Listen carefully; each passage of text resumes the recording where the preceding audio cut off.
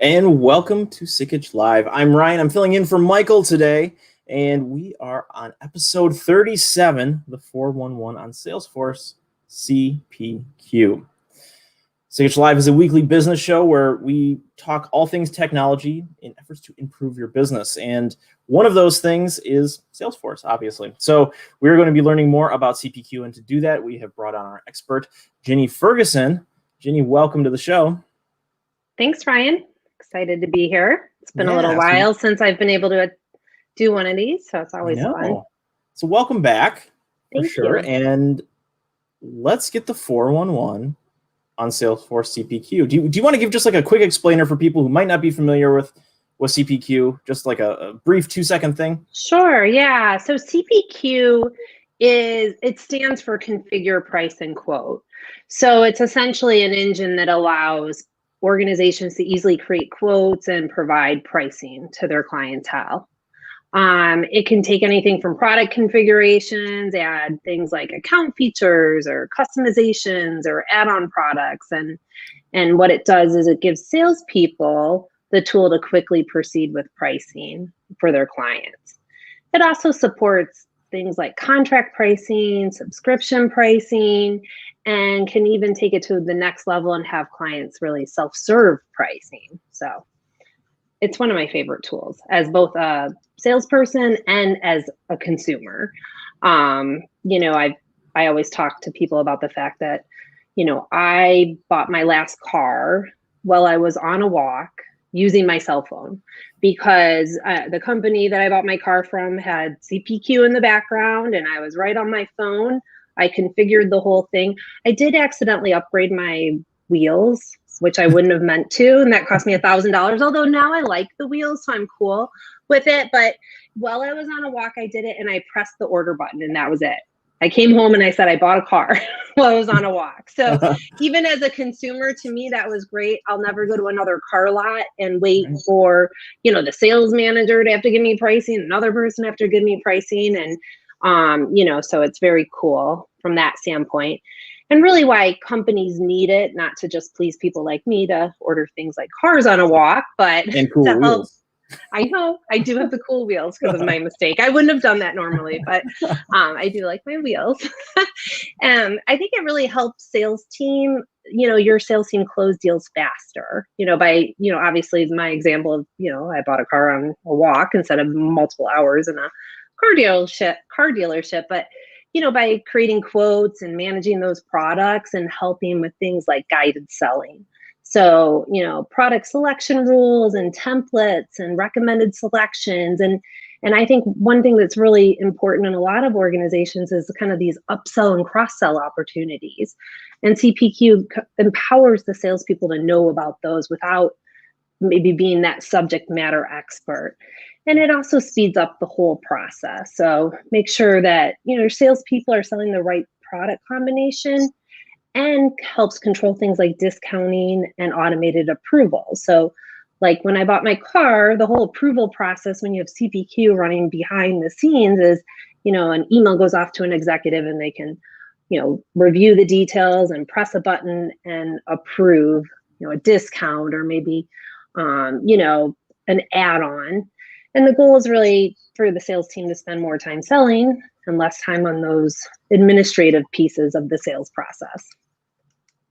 I mean, that's a lot. That does a lot. And I really like your perspective of, not only using it, as a salesperson, but like also as a consumer as well. Like you see both sides of the coin there, which I feel is a really valuable perspective to have. And that kind of leads into the next question here of what are some signs that a company should invest in CPQ? Like what should they be looking for? Of like, all right, we need a CPQ solution.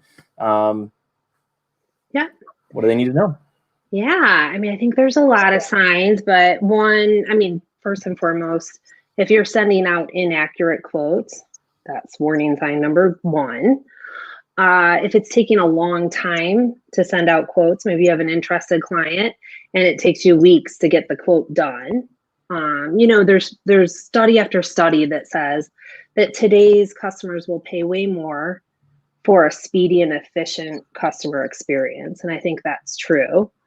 The other one is you're relying on spreadsheets and legacy systems for pricing, and you're worried about version control. Maybe you need to price something out for a client and you're, on the phone calling Sherry and saying, Sherry, I've got this spreadsheet. Is this the latest version or was there an update to it? And you're calling different coworkers to make sure you've got the latest and greatest. Or maybe you're even counting on your salespeople to, once they have a quote, upload it to some shared drive somewhere. I mean, I've worked with salespeople my entire career. I've been a salesperson. You cannot count on salespeople to do those things all the time. They're on the move. They're ordering cars while they're on a walk. They're kind of cruising along. So you need a system that can automatically, do things like that for you. Upload the quote to that shared location to your CRM system, and when it gets signed, making sure that's there. And also just going back to the concept of making sure your sales team is not spending too much time building quotes, but they're spending their time making sales.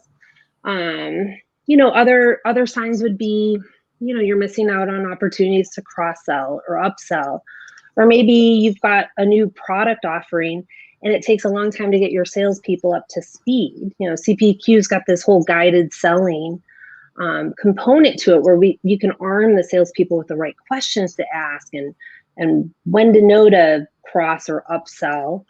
Another big sign that an organization needs a CPQ solution is if your sales team has to rely on an expert to help build their pricing. Those subject matter experts in an organization, they're expensive, they're hard to find. And, you want to make sure you limit the time that your salespeople need with those particular people. And you want to be able to empower them to be able to ask, build some of that on their own.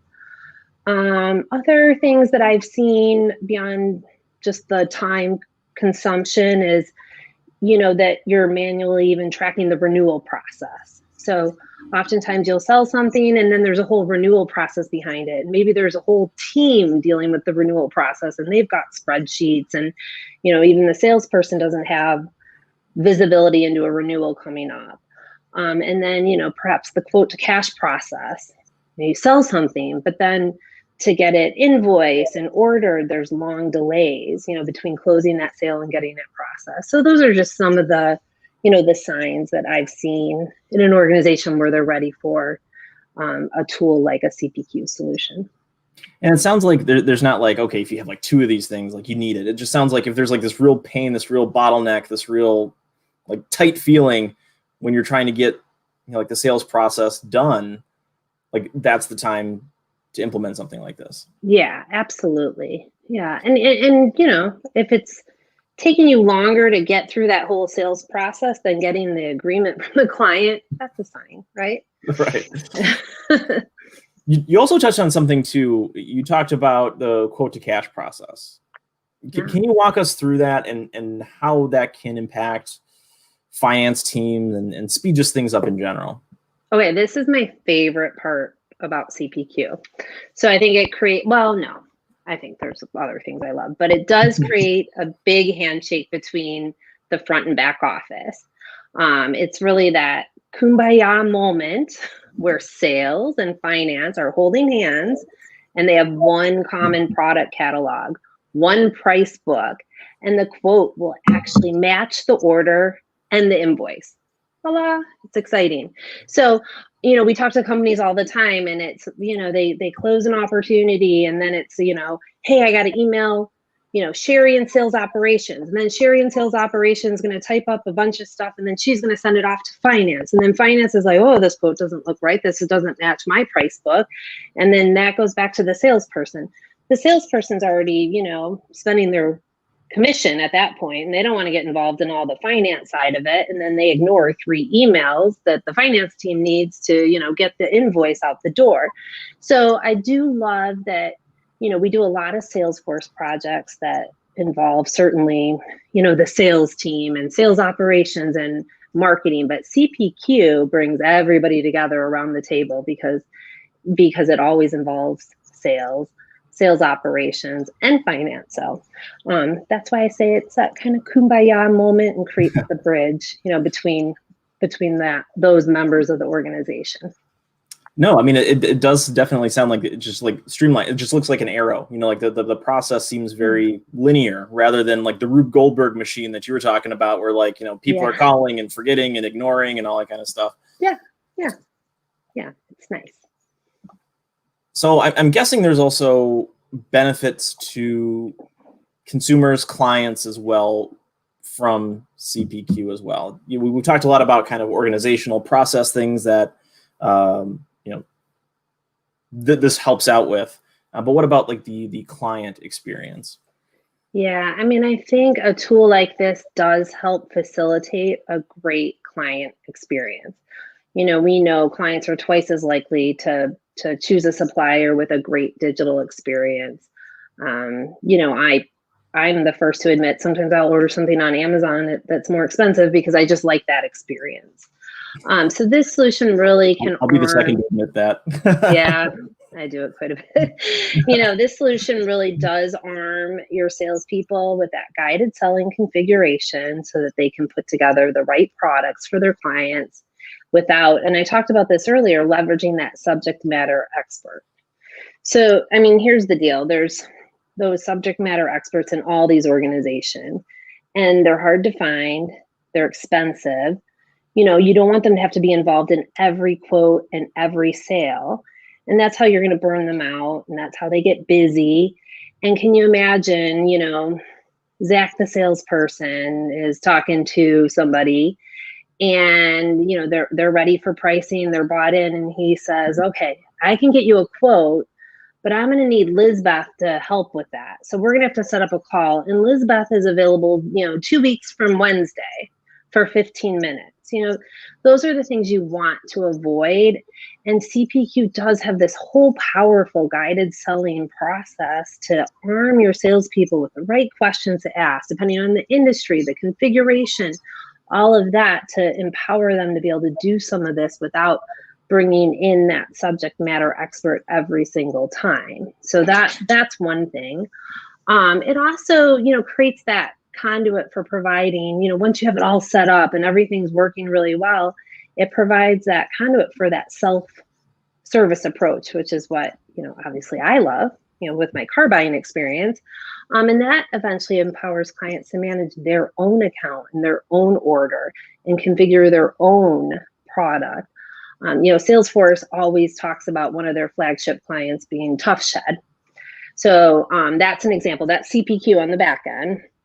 So if you go out there to Tough Shed's website, you can, configure a she shed. I've done it. It's fun. I didn't buy the she shed, but go in, you can pick your shed, you can pick your windows, you can pick all the different things. And then there you have your price. I didn't have to talk to anybody, didn't have to wait a week for the, engineer to tell me about my shed. It's just, very self-service. So I think those are the things that really, up that client experience. And then also just from an overall service standpoint, imagine a client calls in and you can see all the open quotes, everything they've purchased, all their contracts, their service level agreements. And then imagine on the same call, they were like, hey, you know what? I do need to make an adjustment to my contract. I need to add this division now, change this. And imagine that you can do that on that same phone call, make an adjustment to their contract because you have access to it. And then with one button, you can send that off for e-signature for them, and they can get it signed. But then it gets even better. Imagine the finance team already has, that information right away, the right rev rec rules and everything, and they send off the invoice. So those are the things that create customer loyalty, is when they can make one phone call, the person they talk to knows everything about them, and they can get their request done on that phone call. So I think, that's why one of the reasons I love this tool is I think it can really empower, your sales and service organization to be able to get those things done. Yeah, time savings alone, that just sounds, I mean, like your example of, the car buying thing, it's so powerful because like you could have blown a whole Saturday, right? Yes. Like you could have had like one of those, it could have been hot dog day. Maybe they ran out and you just been standing in a car lot, but you were able to do this like probably on a nice walk. It's probably a nice day. I know. and you get on with your day. I know that the smartest, or I read an article that said the happiest people buy time, not things. So there you go. Got to buy back your time. Yeah. And time is very precious. Let's see. We got one more question here on the list. So subscription agreements. How does CPQ impact kind of renewal processes and stuff like that? So what's cool about, I mean, obviously the subscription model is growing like crazy. It's, I think I read something that it's been doubling every year. And that subscription model really requires connected touch points across the entire client journey. I mean, in that model, sales and finance, again, need to be in lockstep working together as revenue milestones like, a renewal become a sales event. So it can't just happen in a back office silo. I mean, you need to have, your salespeople touching base before the renewal. You need to have visibility in your Salesforce org that renewal is coming due. You want to automate that whole process because that subscription is so near and dear. And with CPQ, you can obviously automate it, and I've talked about that a lot. But you can do that not just with subscriptions, but things like service and usage, and put it all on one nice and neat proposal, and get the right people the right information so that they can help facilitate that client experience and add more value. So your client's not just getting another bill and thinking like, why am I paying this? I haven't talked to so-and-so in a while, and is this really worthwhile? So you want to make sure that you treat those renewals often like sales events. So I think that's why it's important.